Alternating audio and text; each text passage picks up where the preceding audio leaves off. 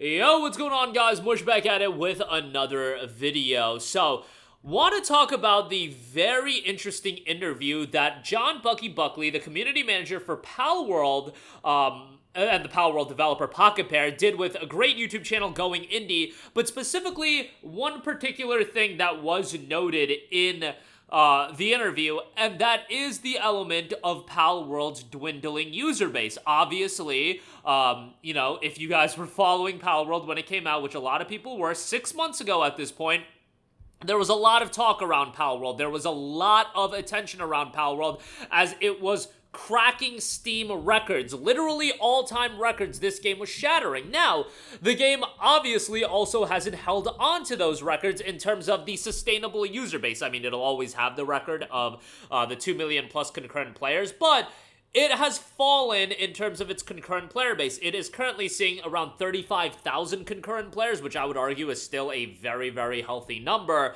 However, it has not saved Palworld and Pocket Pair from the notion of, oh my god, Palworld is dead, oh my god, this game died, oh my god, nobody cares about Palworld, so on and so forth. And I would like to think the majority of people that watch my channel, and you know what, the majority of PC gamers, they can utilize at least a single brain cell, and they can realize that this isn't a bad thing that Palworld is down to 35,000 players.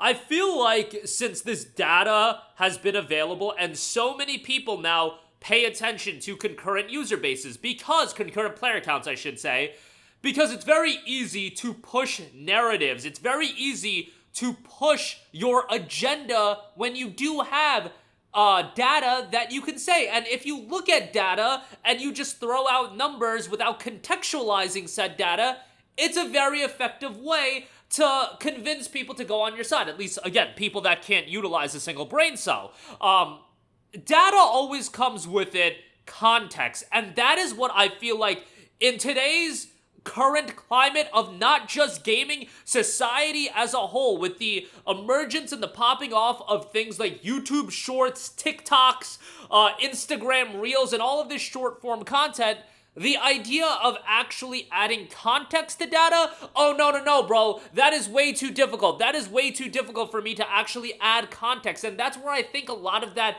rhetoric starts. I feel like that's where a lot of those talking points really begin, because there's a lot of times where we can spew out data, but without the proper context, you cannot understand the data. Data means nothing if you can't properly understand it. That is not just gaming, that is any kind of data that you go with. For me, guys, I am an obese individual. Your boy, at this point, checks his weight quite often, for example, and you know what? If one day I check my weight and my weight soars up 3 pounds, does that mean I ate like an absolute fat ass the day prior? No, maybe it does. It probably does, to be perfectly honest, but what probably happened is your boy may have had a little bit of a heftier sodium intake and he is retaining water. That is me adding context to the data of my weight on the scale.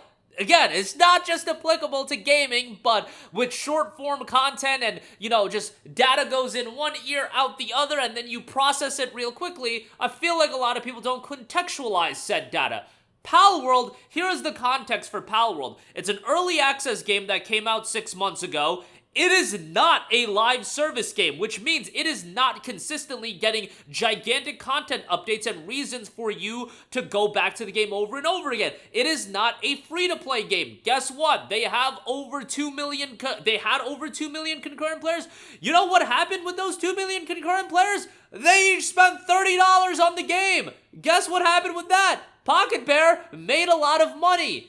And guess what is a real finite element? What's more finite than money in this world is, in fact, time. You cannot expect, and I get that expectation is there with a lot of developers when it comes to live service games. By the way, how's that treating a lot of these live service projects coming out? But there can't be that expectation with these games that are limited in content for people just to perpetually play these games forever, I should say. I get that the standard has been set with games like Fortnite, with games like GTA Online, but that's because those games are structured in a certain way to make the gamer play the game for how long? You guessed it, forever. That's why those games are designed the way that they are, and that's why so many publishers are trying to get into that model, but it's not gonna work out for everyone. Ask Sony how Concord is gonna do after that game comes out and after they dropped millions upon millions of dollars onto that game. It's not gonna be pretty, because not every game can go that route. More often than not, more games are gonna go the route of a Palworld where hopefully you can reach a healthy peak, and then guess what? People are going to move on with their lives. They've got other games to play. They've got other things to do. They can't be perpetually playing Palworld, a game that does have limited content. And let me say, limited content is not a bad thing. Games have to end at some point. Palworld does have a healthy level of replayability, but on top of that, it's still in early access, so all of that content hasn't even dropped. Am I saying that at some point Palworld's going to get to over 2 million concurrent players again? Probably not. It probably hit its peak, but that doesn't mean the game isn't successful. And I would argue this notion of needing to have players concurrently in a game, that is a very unhealthy mindset to have for a video game, because not every video game is designed with that intention. Not every video game is designed to be played forever. Palworld is not designed to be played forever. And that's totally okay. In fact, those are the types of games that I think myself and a lot of you guys prefer.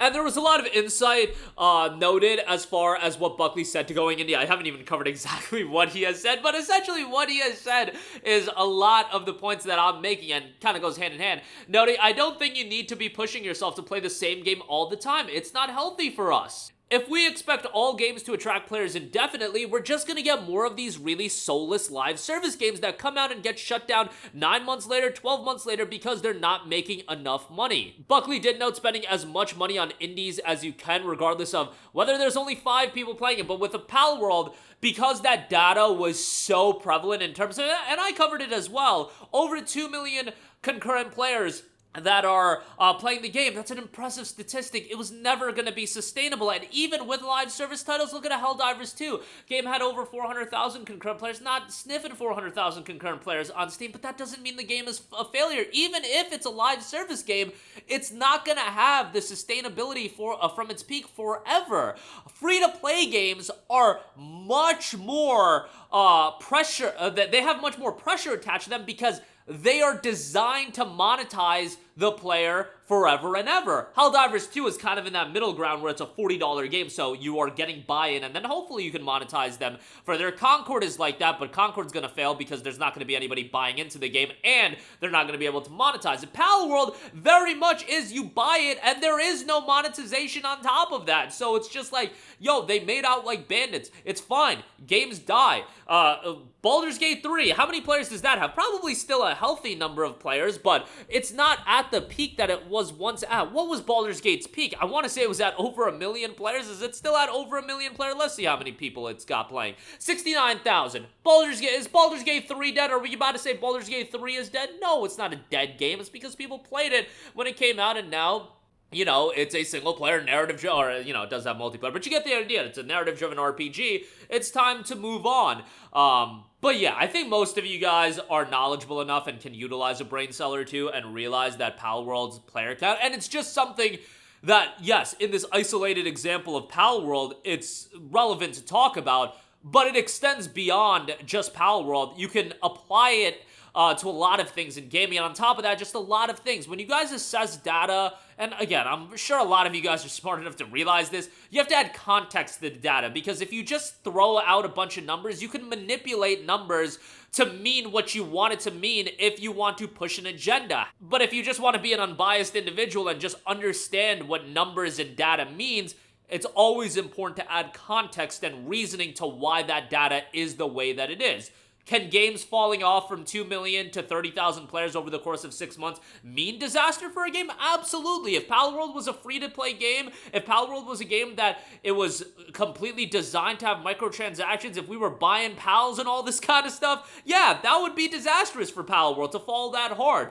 But that's not the case. That's not what the game is, and that's totally fine. But that'll do it for me. Let me know all of your thoughts in the comment section down below. I know a little bit of a rant and a little rambly, but feel like this was somewhat important to talk about, but let me know your thoughts down below. As always, guys, thanks for watching, and I will catch you guys in the next one. Peace out.